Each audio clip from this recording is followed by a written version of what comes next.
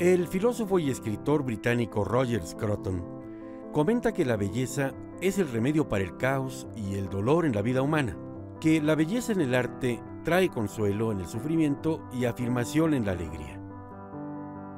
En este Nuevo México persiste una corriente artística que ha mantenido ese espíritu clásico de la belleza, una tradición en la pintura que no nos es desconocida.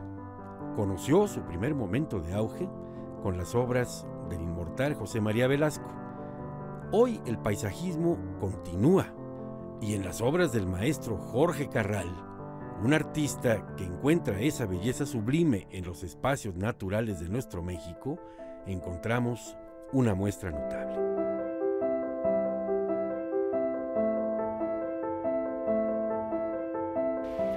Jorge Carral, no sabes qué gusto me da estar aquí contigo, en este, pues parece tu refugio, tu estudio, en donde aquí apenas alcanzamos a ver una muestra de lo que tú haces.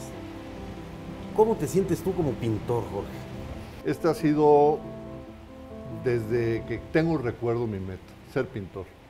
No lo pude hacer antes, tuve otras, ahora sí que situaciones que se presentaron en la vida, pero lo traigo en el alma. Me decías que rayonabas tus cuadernos. Yo rayonaba y aún yo estoy en el colegio alemán, entonces me tocaban zapes y reglazos cada vez y nunca se me quitó. Era un mal, un bicho ahí que traía ahí adentro, un mal. Sí, ¿y ese gusanito cuándo empezó a aflorar ya de manera más abierta? Pues fíjate que entre lo que estuve en el colegio alemán, más mi carrera que estuve en arquitectura, que en arquitectura fue donde tuve el primer encuentro con la parte de dibujar casas y dibujar perspectivas, dibujar desnudos, tenían excelentes maestros en la UNAM, y seguí, en lugar de llevarme una cámara a mis viajes, me llevaba yo un cuadernito con mis acuarelas, y a cualquier lugar que llegaba yo era hacer una acuarela. Ya, mira, te iba a preguntar justamente a propósito de la acuarela, si ¿son paletas distintas? El óleo, a mí me han dicho que la acuarela es una cosa muy difícil, porque es un trazo. Es un trazo, tienes toda la razón. Sí. Fíjate que yo creo que es lo más difícil, porque tienes que tener muchísima seguridad en lo que quieres plasmar.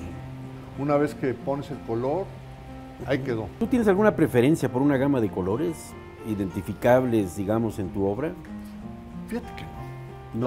La verdad, te soy sincero, a mí me encanta y he ido descubriendo, y fue por casualidades, me encontré con la naturaleza y desde ese momento fue mi pasión. Entonces, si es paleta, pues era el verde a lo mejor, porque sí, la verdad, todo lo que son selvas y son platanares, y me fascinan, es algo que gozo. ¿Y la naturaleza la copias, la transformas, la interpretas, la reinventas? Pues yo creo que es parte de todo lo que acabas de decir. Yo voy a un lugar y sí es parte importante para mí enamorarme del lugar. Y en base a eso sí tomo muchas fotos, obviamente, y finalmente no es un fotorrealismo, sino sí todas son composiciones en las cuales yo estructuro mi cuadro, y entonces yo voy viendo las luces, los oscuros, los claros, los tonos. En palabras del maestro Carral, la naturaleza se presenta como un espacio que debe ser entendido, pero al mismo tiempo reinterpretado bajo la mirada del artista. Porque al buscar crear una buena obra de arte, o llamémosla así, una obra de arte sin más, no basta con replicar el escenario frente a nosotros. No se trata de retratarlo, debemos entenderlo en todos sus niveles, para entonces comprender su esencia y llevarla a un lienzo. Al momento de enfrentar a un paisaje, todo buen artista debe decidir de qué manera plasmar esa colección infinita de detalles imperceptibles para los ojos, porque la naturaleza es una realidad viva que se expresa también en sonidos, en el correr del viento, la tranquilidad de fragmentos de luz que se reflejan en el agua o en las hojas. Todo esto entra en juego al momento de crear una obra que busca la belleza y quiere representar de manera fiel a un paisaje. Fíjate, hablando como Lego, a mí me da la impresión de una suerte de impresionismo debido a que, mirando tu cuadro, le da a uno la impresión de estar ahí. Sí. Se siente uno bajo este domo que tú decías. Y vaya, hasta sientes un poco la brisa del río, ¿no? Yo sentí, no un escalofrío, pero un sentido de frescura al mirar tu cuadro. Yo no sé si los impresionistas originales hayan tenido esa idea de cuando mostraban su movimiento, ¿no? Pensando en los Renoirs, en estos grandes impresionistas, de que tú miraras la obra y prácticamente te incorporaras, ¿no? De alguna manera ahí.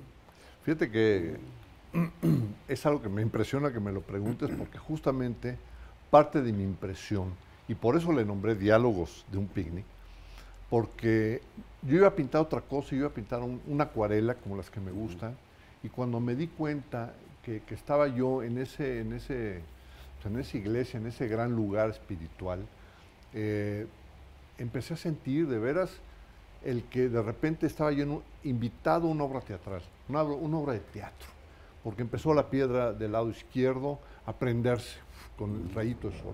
Luego se apagaba y luego empezaba la textura del árbol del final a la derecha. Y entonces dije, a ver, deja tus pinturas, deja tu cuadro, lo puse a un lado, dije, observa. Muchas veces, desgraciadamente, las personas, con toda la rapidez que hay ahorita en el mundo y el apúrale, y ve y corre, y el internet, y el iPad, o sea, todo es tan rápido que yo trato a veces con estas impresiones que doy, estos cuadros, de que la gente pueda pararse un segundo, ver, observar y contemplar, Claro. y darse ese tiempo.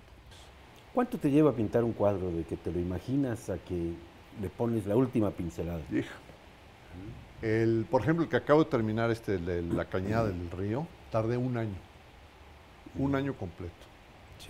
Desde que empecé ese boceto de ahí, fueron... ¿Exigencias de la elaboración o no te hallas contento? No. Bueno, la parte de concebirlo y entenderlo y plasmarlo, que fue, mi pelea fue con ese boceto que está ahí.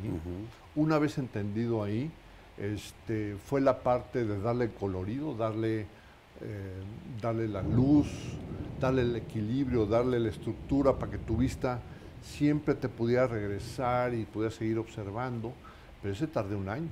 Pero te hablo año de mínimo 40 horas a la semana.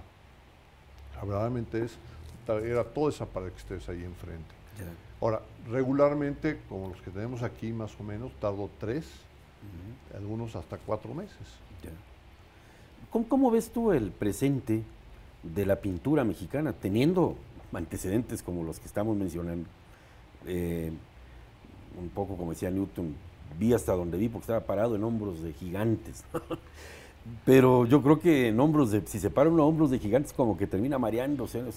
¿No te pesa la tradición mexicana como para tu proyección personal, individual, digamos, en este momento que tú vayas con tus cuadros con todo orgullo a presentarlos, pues donde sea?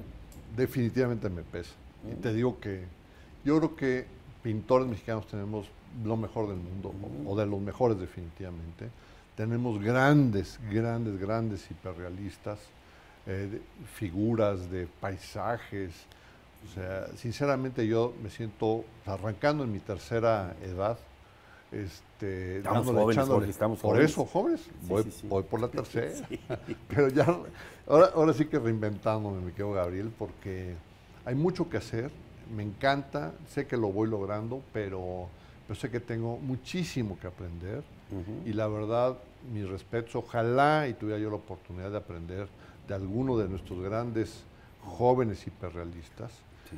Mis profesores, aunque no lo crean, fueron de YouTube.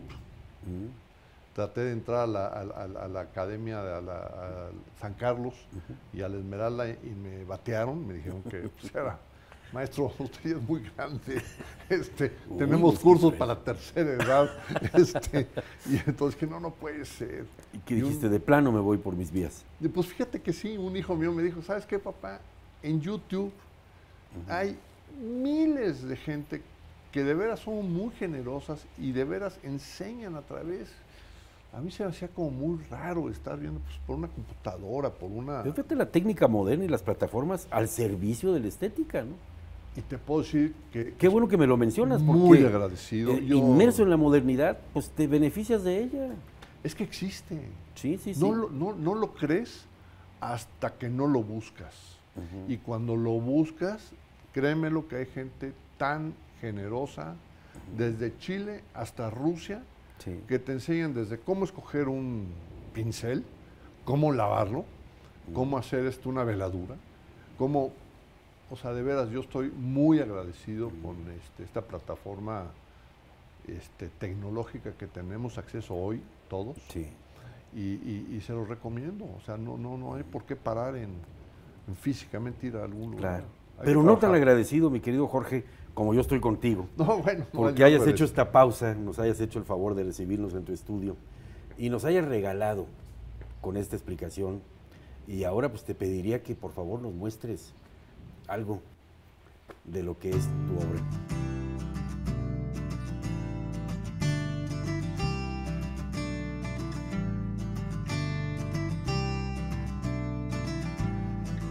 Muéstrame el boceto de tu cuadro de las conversaciones. Ah, mira.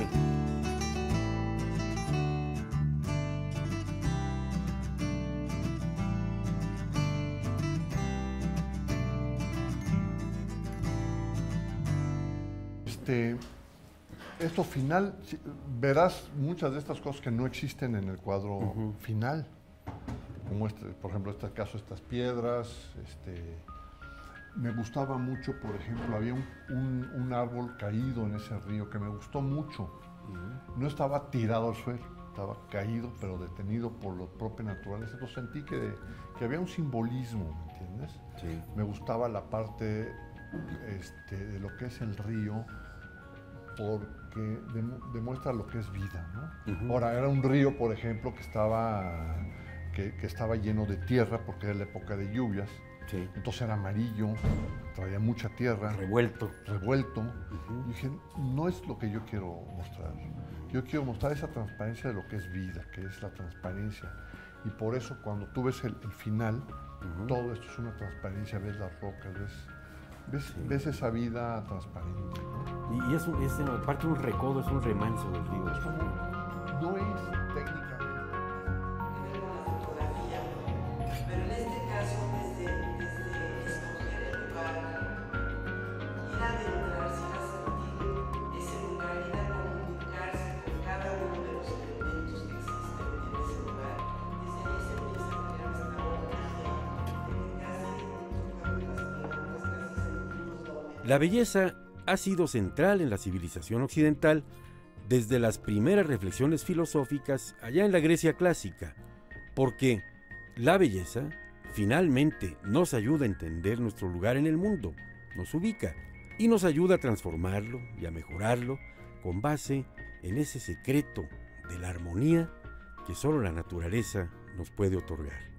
Al darle la espalda a las ideas que por siglos definieron el arte, el mundo moderno se presenta frente a nosotros carente de esa dimensión de belleza, una realidad que solo puede ser remediada bajo un nuevo enfoque que se encuentra, para variar, en la naturaleza.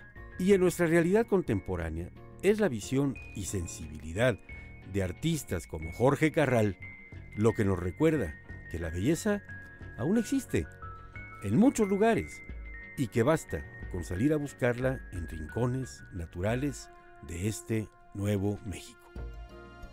Jorge Gabriel, muchísimas gracias a ustedes. Gracias a ti, te felicito. Es un placer de veras recibirlos. Para mí un placer darle la mano a un maestro. No, muchas gracias.